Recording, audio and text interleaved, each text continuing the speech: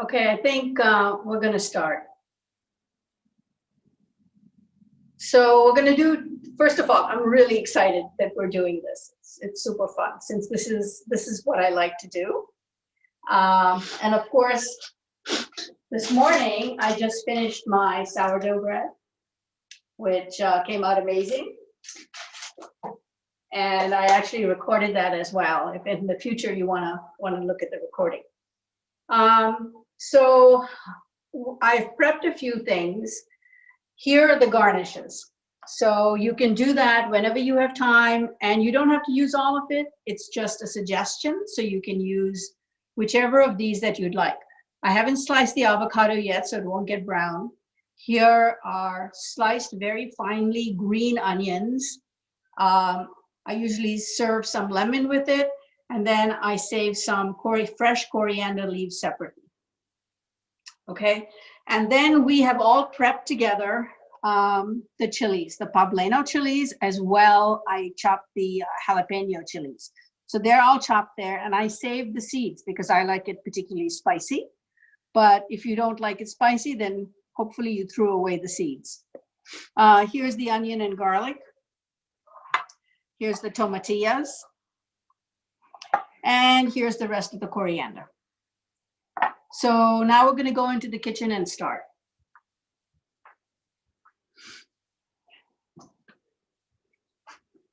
And I bet my husband, when he went to medical school, didn't realize he was going to spend time taping cooking shows for me. But anyway, his name is Michael, and I thank him for doing this.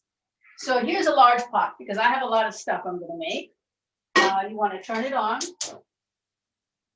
I'm going to turn it on pretty high, and you want to add some oil.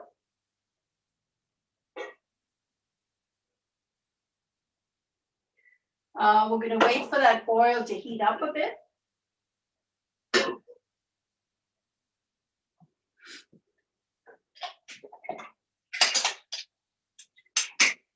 And I'm just going to move over and get the rest of the ingredients that are on the other counter.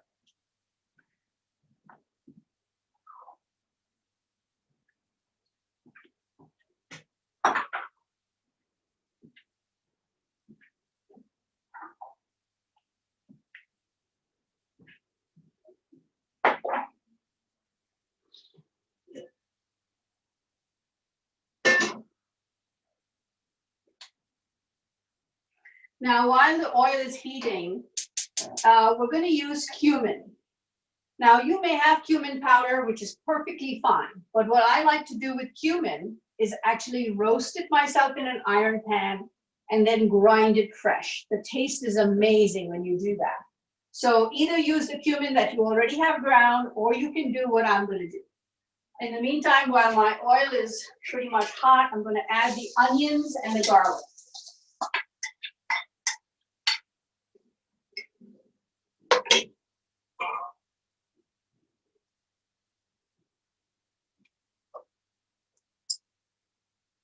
Okay, so while the onions and garlic are frying, I'm going to put 2 huge tablespoons of cumin seed into the iron pan. And I'm just going to roast it. You got to be careful not to burn it, but you want to make sure you get that wonderful fragrant smell of cumin seed. And also, if you're doing what I'm doing, make sure you don't burn your fingertips.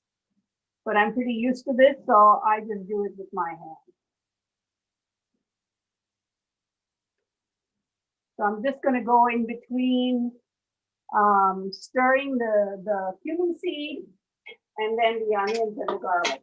And I really want the onions and the garlic to start browning.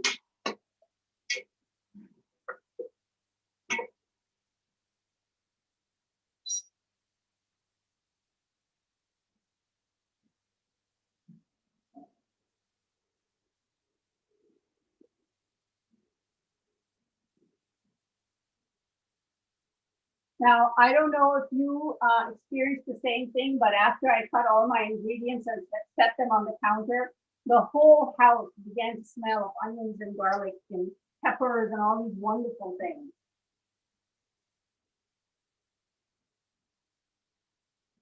Okay, the cumin seeds now are beginning to be very fragrant, so I'm going to turn off the stove. And I'm just going to let them sit in the pan a little bit longer. Now, if you're using cumin powder today, the next time you cook with cumin, you can try what I'm doing here in terms of roasting it and grinding it fresh. So to grind the cumin seeds, I'm going to use a coffee grinder, but this coffee grinder is dedicated to grinding spices. I don't do anything but grind spices in this coffee grinder.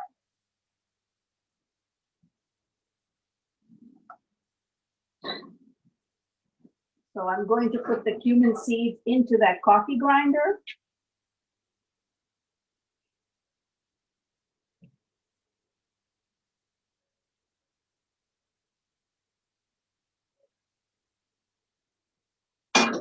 Now, since that's a very, it's an iron pan, it gets really hot, so, but it really does a wonderful job roasting spices. Now I'm going to grind it till I get a fine powder.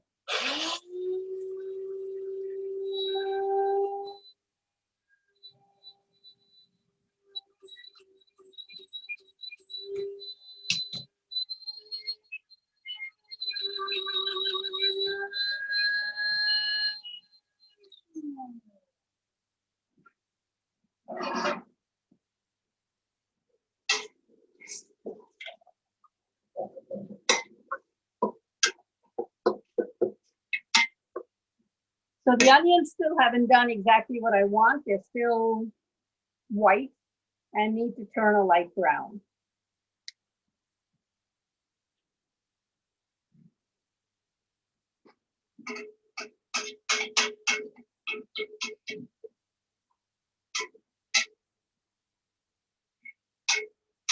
Now this is a great vegetarian dish as well if you just omit the chicken, right?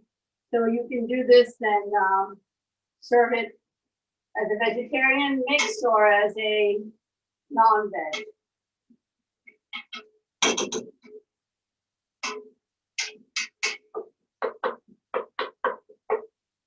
So Dr. Litfin, how do you know when the onions and garlic is ready? So I will show you a picture of it, but they will turn a nice golden brown. You don't want to burn them. You just want them to be a nice golden brown. If you are already there, then go ahead and add the peppers and the tomatillas.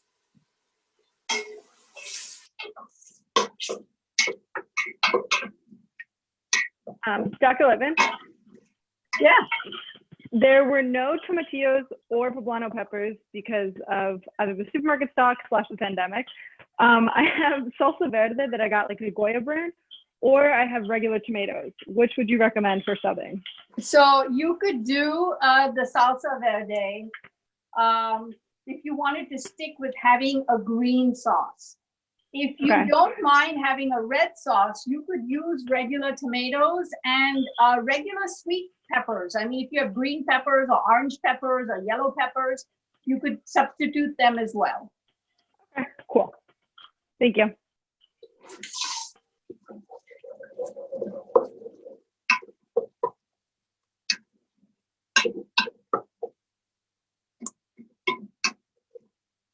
So my onions are now at a stage where they're kind of translucent and the edges are getting brown. So we're almost there, but not quite.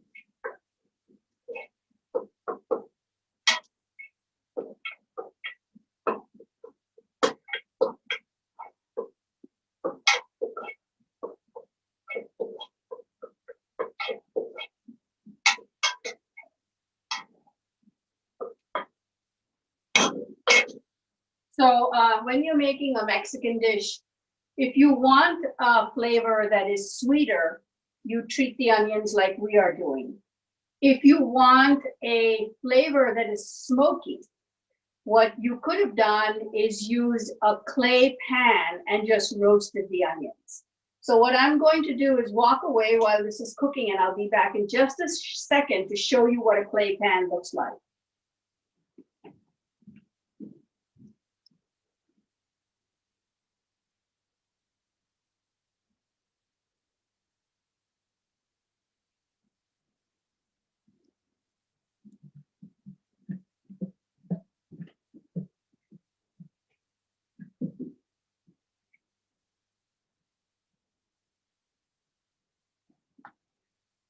Okay, we're going to just swivel for a second. This is an interesting gizmo. It's called a tagine. I cook my Moroccan food in a tagine. But what I do for Mexican food, which the Mexicans do there as well, you can use this bottom part on a gas stove, not electric. And if you wanted a smoky flavor to your verde or to any Mexican dish, you would roast the onions in here. You wouldn't fry them the way we're doing.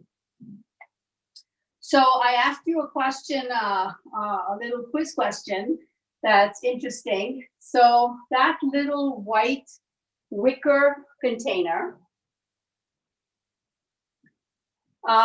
is something that has been used through the ages in many different countries. So anyone figure out what that was for? Is it to separate grains and like Yes. get rid of stones and things? Yes, exactly. It is to separate the husks from the grain. So in many countries, you don't get, rice and wheat and barley the way we do, that is all clean and perfect and has no stones or husks on them. So what you do is basically you go take this thing and you would put the grain in it and you would do this action. And all the husks would go forward and fall off the end, and all the grain would settle back towards the back end. Okay, so I'm happy with the way my onions look now. You can see there's fairly good browning. It's beginning to stick to the bottom a little bit. So I am now going to add the other stuff. I'm going to add all of the peppers. And as you see, I have a lot because I'm going to make enough to last me several meals in the freezer, probably at least 6. This is how when block 4 is running, I can still manage to have home cooked meals by just doing this kind of thing. So mix that well in. Now I'm going to add all the tomatillas.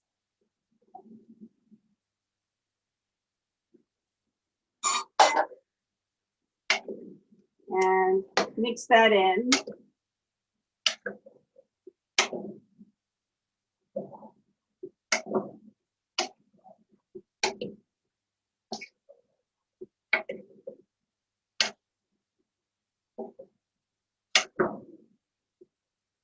I'm going to put in my fresh coriander.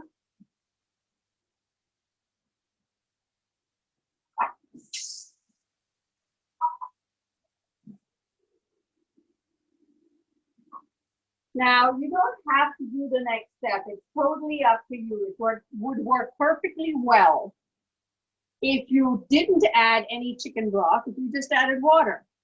But I think a little bit of chicken broth adds some depth to it.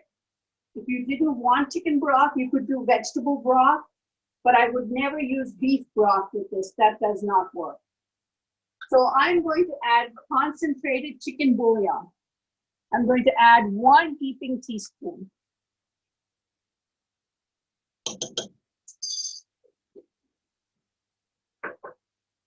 I'm going to grate a boatload of black pepper.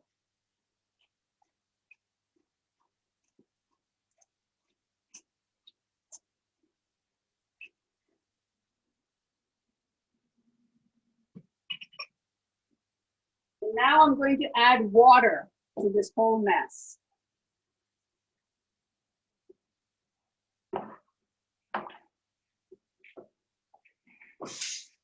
You want to add enough water to just cover everything in your pot, just to the level that everything is covered.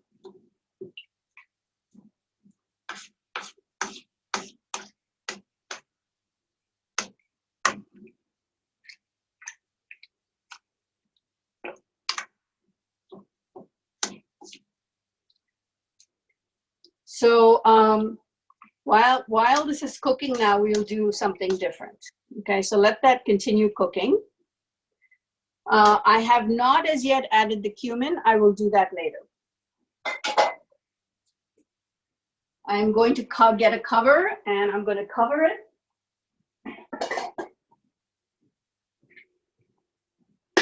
And I'm going to let it boil.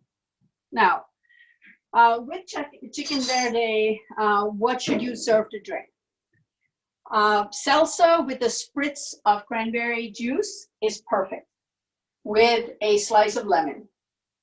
If you are going to serve alcohol of any kind, if I were going to do a beer, I would do Tecate, which is a Mexican beer. If I were going to do a wine, I would do a Sauvignon Blanc. All right, so that gives you some idea as to where you can go with drinks.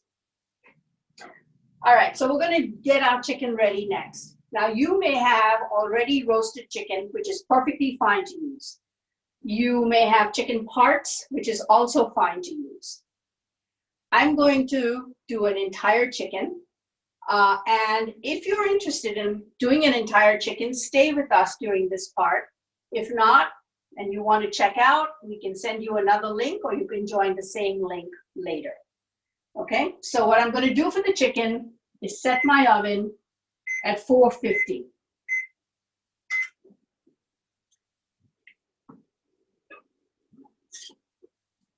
I'm going to get my chicken, and I'm going to show you how to cut it.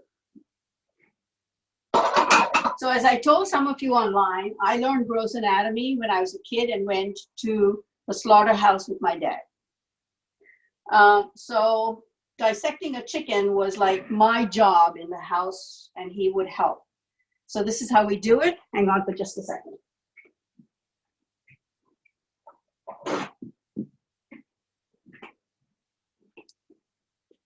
You want to lay it on its side and find its leg. You want to cut through the skin, bend the leg back, and now you see the joint. Now I'm going to find that joint and cut right through that joint. And now I have a chicken leg. I'm going to turn it on this side. I'm going to bend it.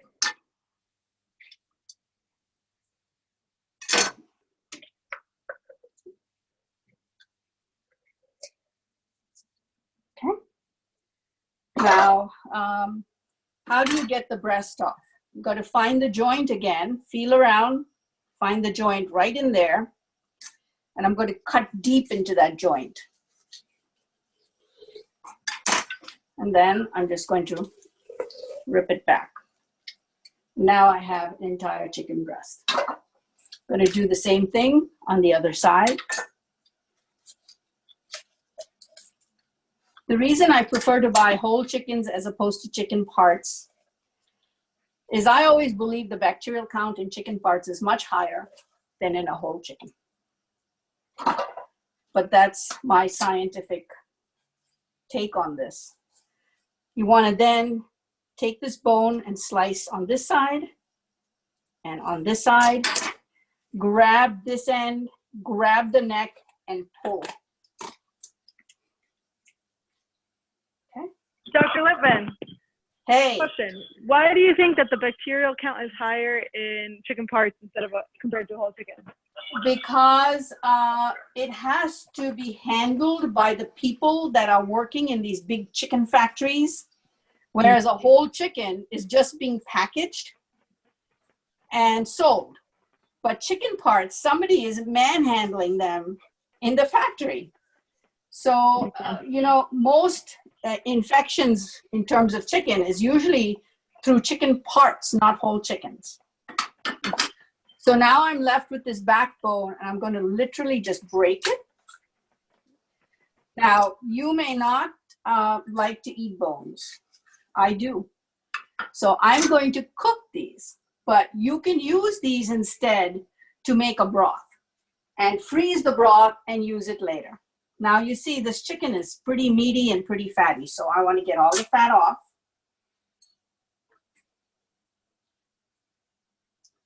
It's also the same thing with chopped meat. Remember not too long ago we had this big chopped meat kerfuffle in terms of infection, and that's because it's very easy to contaminate anything that's cut and broken. So I also grind my own meat. When you grind your own meat, there's another advantage to it. You can mix chicken, turkey, beef, etc.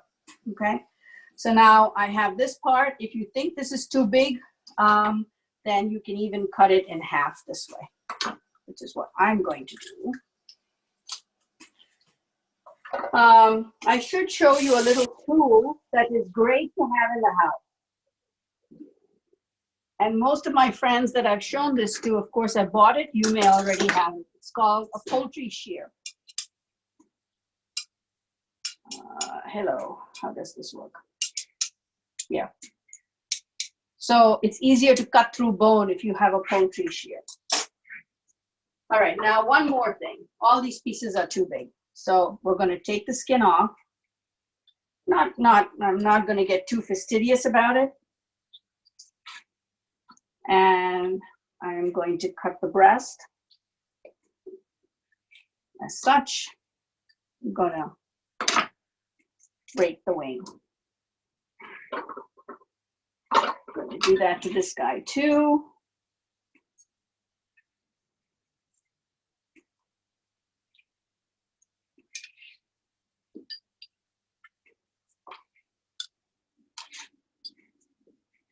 All right, there's one more thing we have to do, and that is deal with the legs.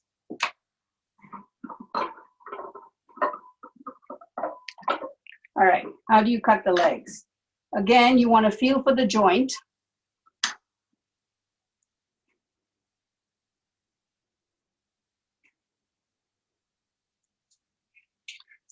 Go right through that joint.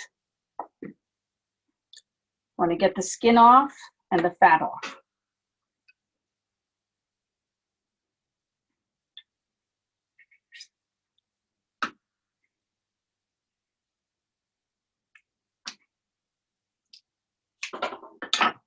Now, is anyone there doing this with me, or are you guys just watching?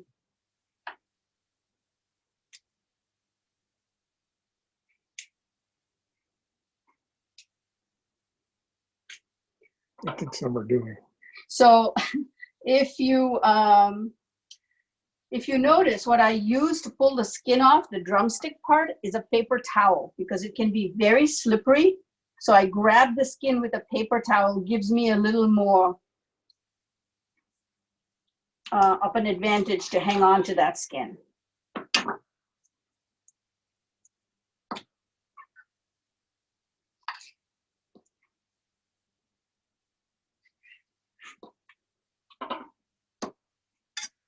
Okay, so again, for the drumstick, just kind of pull the skin off like that, grab it with a paper towel, and then pull it off. So now you can see all the fat and the skin that we took out of that one chicken. Right? What a waste. But it's not worth eating, so I'm just going to chuck it. I'll be right back.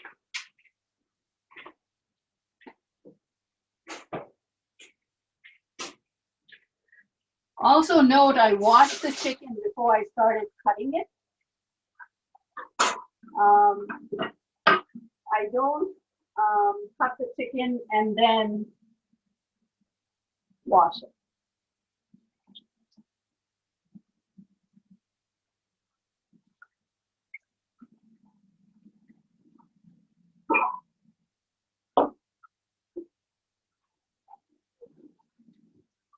Okay, so my oven is now at 340, so it's not quite there yet. But I am going to half to three-quarter cook the chicken in the oven with spices. So once the Verde is ready, it'll do the last bit of cooking in the Verde. I want to also check the Verde to see how it's doing. It's beginning to boil, but not quite there yet.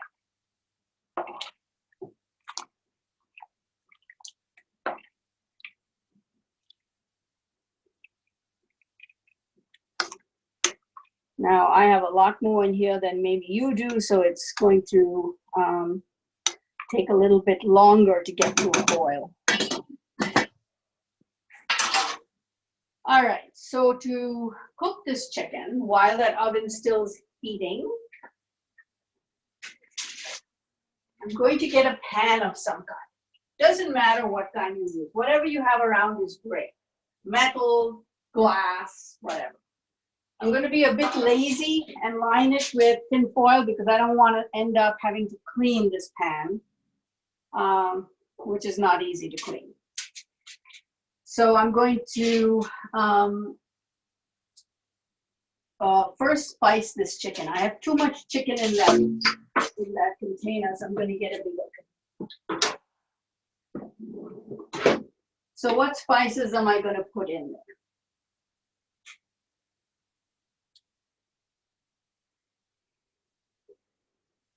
If somebody's cutting a chicken and not finished as yet, do you want to tell me so I can slow down?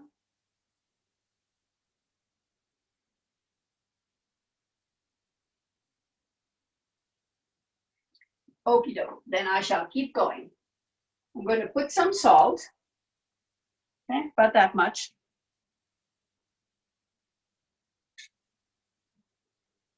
I'm going to put some of the cumin that we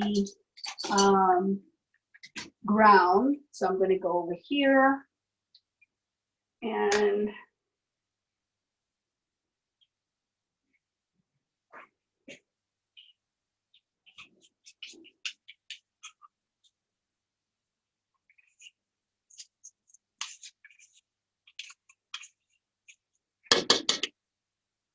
okay, that's not enough, so I'm going to go get a little bit more.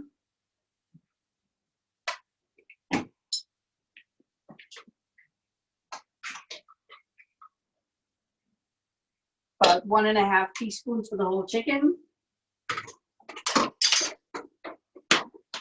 I'm going to put a little bit of oil because we have taken off the skin and we have cut off a lot of the fat. I'm going to mix that together. And then I'm going to dump my pieces of chicken in there. And I'm going to start mixing them.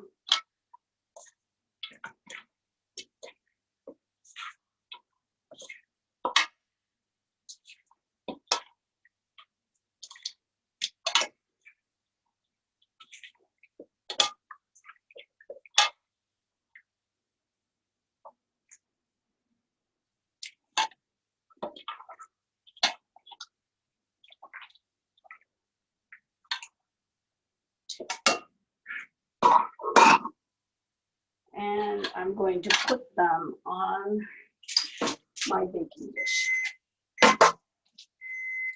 That's my oven telling me it is ready.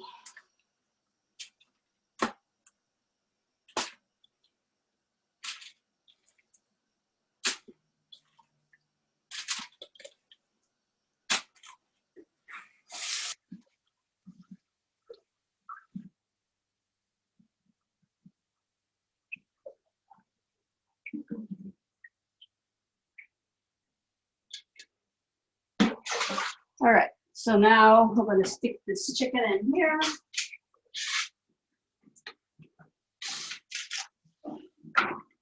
For about 15 to 20 minutes, and I'm going to turn the oven up to 475. I'm going to take a quick peek at this.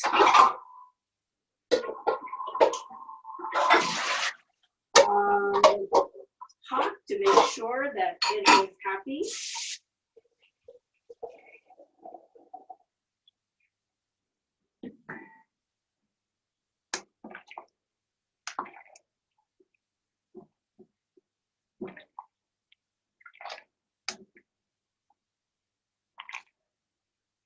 So this needs to now just cook for about 15, 20 minutes. So we have a break for 15, 20 minutes. We can just leave the link open and come back in about 15, 20 minutes.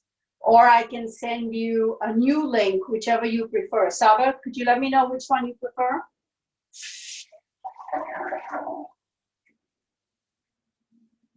Yes, I will. I think we can still use this link. Is that fine with everyone? Great. So I'm going to mute my mic and my video, and we'll see you back in about 15, let's say 20 minutes. 20 minutes exactly from now. Hey, does anyone have any questions?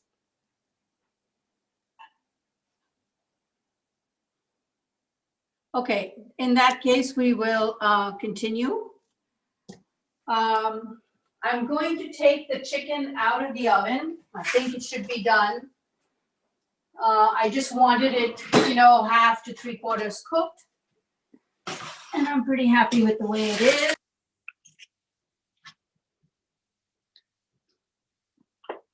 I'm just going to leave it there for a while. I am going to make some rice. I'm going to set my oven to 350. The veggies are all boiling. You can see where they are at right now. We'll finish that off as soon as I finish the rice. So rice can be made in a rice cooker, right? But rice cooker rice is very different than what we're going to do here. Now, rice is the main staple in most countries, and rice can be a complete dish depending on what you put in it.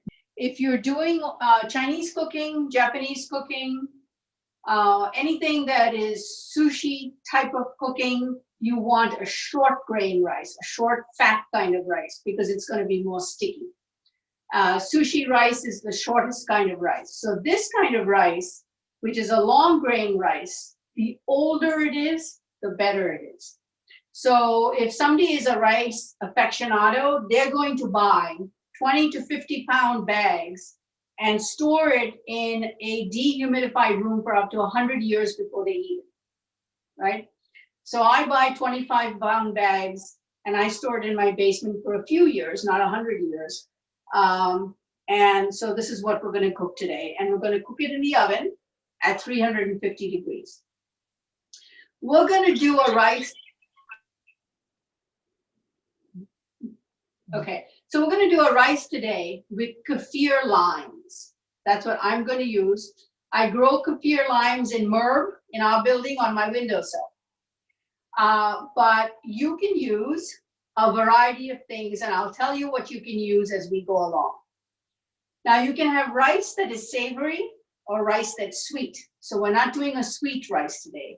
If you were doing a sweet rice, what you would want to put in are mostly dried fruits. You can use dried cranberries, dried apricots. If you want to do a high protein rice, you can throw in soybeans. I buy soybeans frozen and you can put that in. In a savory rice, you can put in frozen peas and frozen carrots.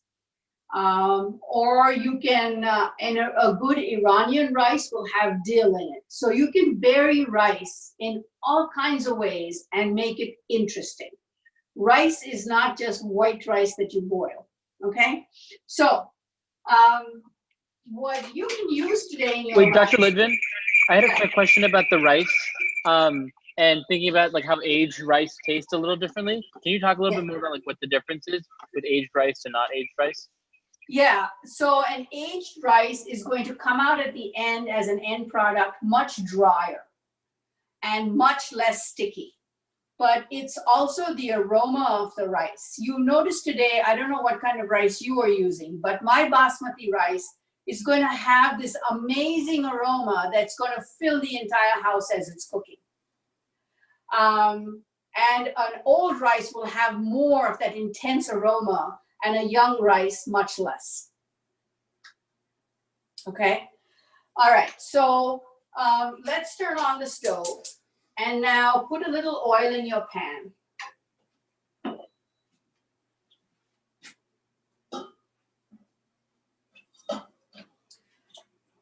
Now, I don't know what kind of whole herbs you have, but I'm going to show you my herb closet.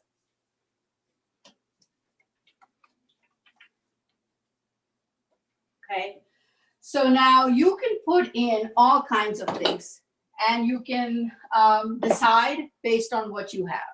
So one thing I'm going to put in is what we call mace. So this is mace. It's often used in desserts as well. I'm going to put in some whole cardamom.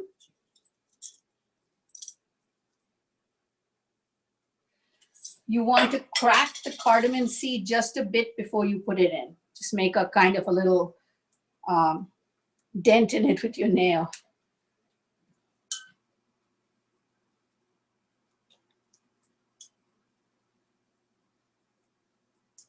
Okay.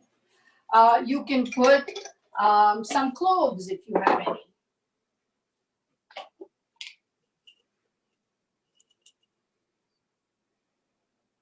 Okay, I'm going to throw 3 in.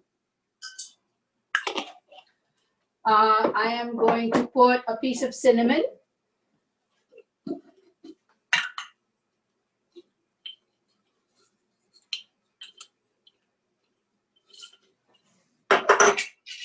So cinnamon stick. I'm just going to break a small piece and put it in.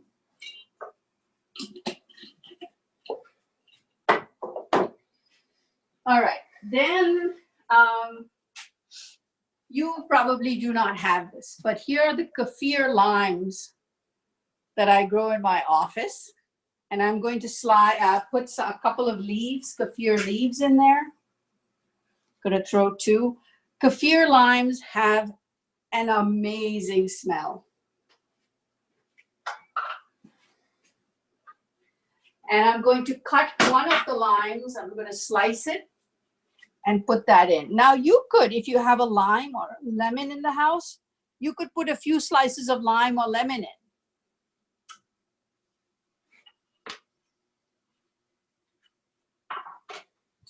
Okay, and I'm just going to let that fry for a little bit in the oil. So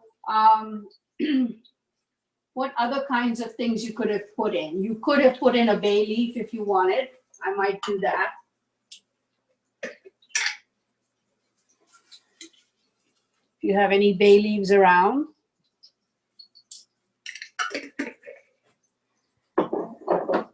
And you know, if you have none of that around, you can slice an onion and put in. I often do onions.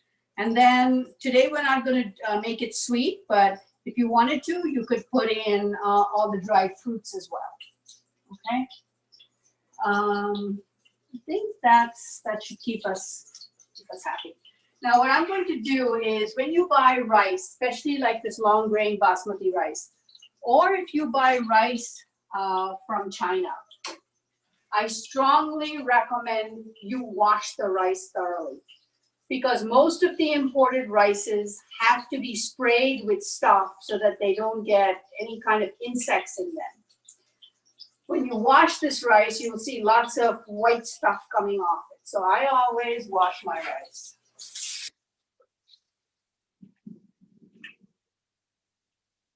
Now, how much rice did I use? I filled 1 mug with rice. You can use any measure that you want, but know the measure that you use. So if I use 1 full measure of this cup of rice, I'm going to use 2 measures of water.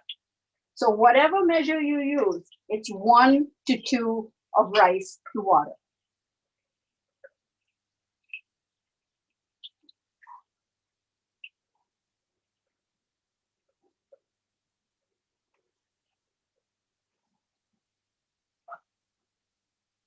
And I actually rub the rice to get whatever insects stuff they have on their arm.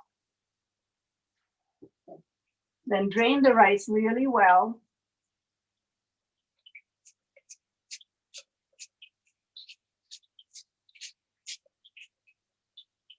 And now I'm going to put the rice into that pot.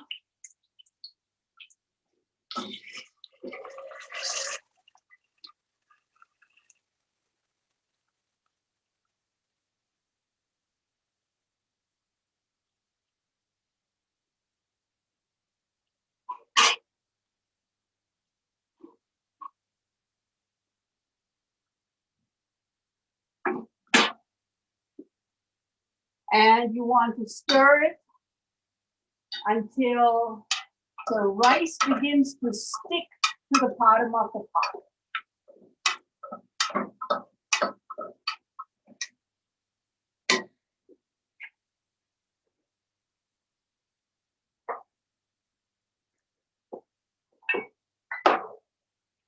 Now, if you want to make a yellow rice, you can add some turmeric powder. You can add half a teaspoon of turmeric. For chicken verde, I prefer a whiter color, so I'm going to leave the turmeric powder out. But otherwise, feel free to add it. Great antiviral.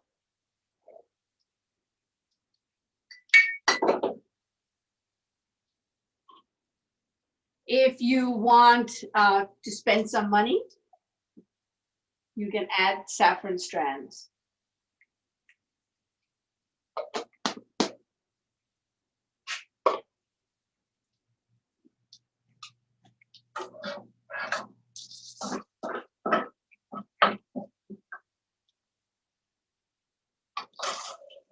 Okay, so my rice is beginning to stick to the bottom of the pan. So I'm going to lower the stove a little bit. I'm going to add a little salt.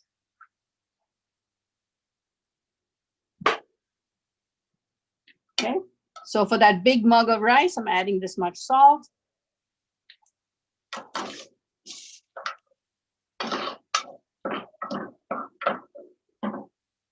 I'm going to turn the stove off, and I'm going to add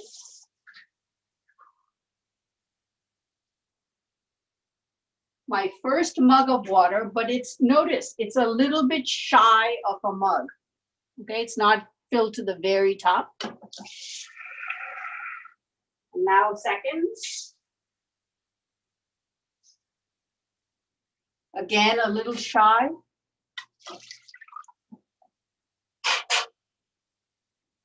And you want to bring it all down.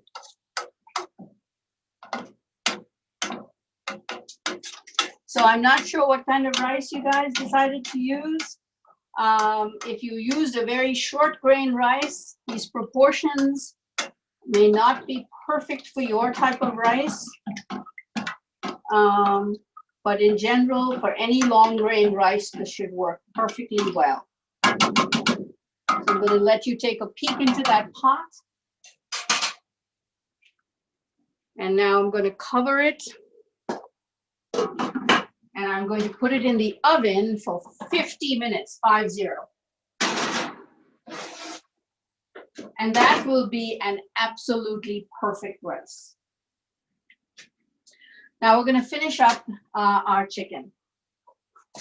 Let me just empty my sink a little bit.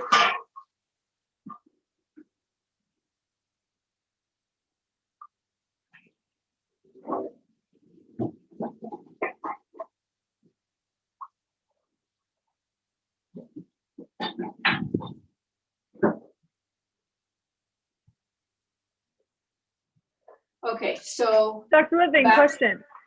Yes. What is the benefit of putting the rice in the oven instead of cooking it on the pot or on the stove? So my mother was able to cook it on the stove and get 100% perfect product. No mushiness, not too dry. Perfect, perfect. I've just never mastered that technique. And since I come from India, having a perfect rice means something. It just has to be right. Every grain you should be able to separate from the next grain. It shouldn't stick together at all. And I found that doing it in the oven for me allows me to get that perfect product, but also it gives me 1 hour. If I wanted to go and, make up exam questions for an hour, I could do that. Oh, don't do that. No. Enough of those. That's why I like it in the oven, but mostly because I get a perfect product. I've done it on the stove. It comes out quite well, but not as good as I get it in the oven. Okay. I just have to make sure my pot can go in the oven without burning my house down. Ask my mom. Yeah, so feel free to do it on top of the stove if that's how you usually do it. It should work perfectly well, but this is my technique. Okay, so now So now what are we going to do with this? I've turned off the stove, and I want to do this in the sink. Now, there are 2 ways of doing it. I'm going to liquefy this. There are 2 ways to do it. I could do it with a blender, a hand blender, which is what I have here. Or you can also do it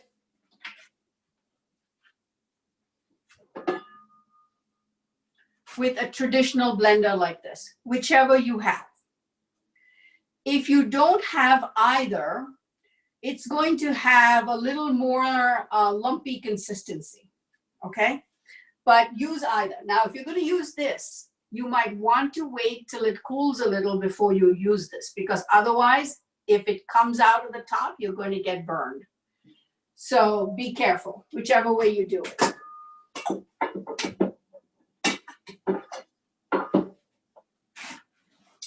So I'm going to do it with my hand wand in the sink. And I'm going to make sure I don't get burned.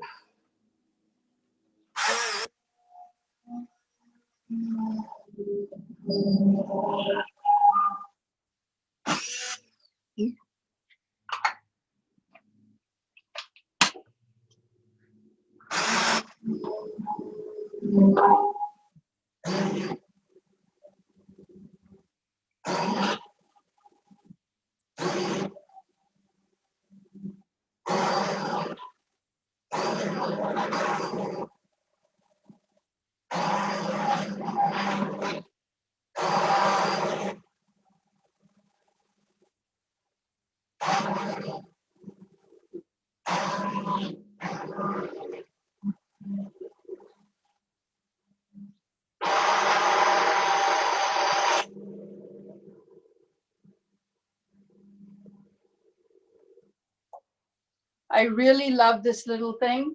It's so useful. And I have a brawn one, but you can get them for like $20. And they are much better, I think, than the blenders, because the blenders you got to clean, and it's big and it's bulky, all this kind of stuff. So take a look at the consistency of this. Okay, it's not too thin, but it needs to be a little bit thicker. So I'm going to put it back on the stove. And now I'm going to add the spices and then boil it uncovered till it gets to the right thickness. So you want it to be thick like a gravy. So I'm going to add, remember we ground the cumin, but we didn't add the cumin, so now I'm going to add the cumin. If you added it before, no big deal. Now, if you have a small amount, 1 teaspoon should be fine. But if you have as much as I do here, you want at least 1 tablespoon, okay? And then I'm going to just brush all the cumin out of my grinder here.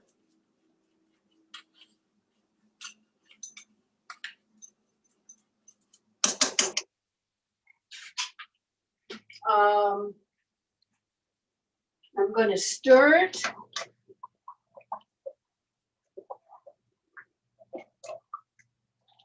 And I'm going to taste it.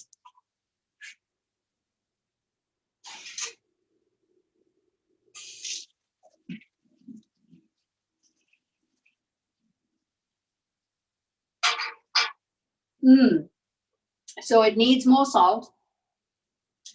So I'm going to add salt, but also know that theoretically you shouldn't eat this today.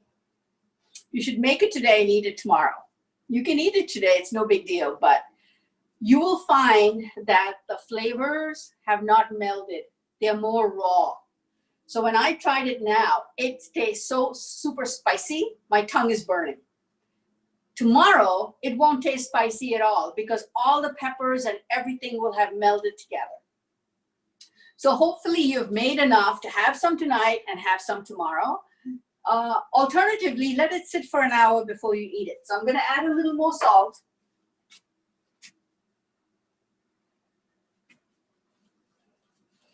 And keep, just add a little bit at a time and keep trying it. And then I'm going to let it boil till it thickens to the right consistency. And once it's at the right consistency, I will add the chicken. And then I will continue to boil it with the chicken for another 10 minutes or so. And remember, now my fire is on a pretty medium to medium low. It's not too high. And then I'm ready to serve, as you guys will be. So once the rice is done, I just put some rice on the plate. I put this with the chicken. And then remember the garnishes. So the garnishes are behind us over there. And they will be lemons, fresh coriander, green onions, avocado, and any of those combinations work really, really well. In the future, if you happen to have tortillas around and you're doing a really big meal, you could fry the tortilla, first cut it in strips and then fry it, and you could sprinkle tortilla on the top, like crunchy little pieces, and that makes a really nice artistic look to the whole thing. And let me think, anything else?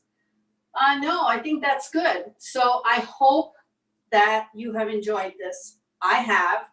I hope we do it again.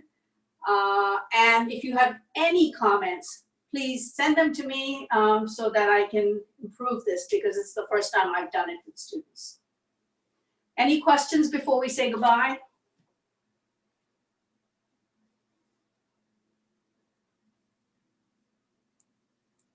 All right, so enjoy your meal tonight, and hopefully we will see each other again. Take care. Bye.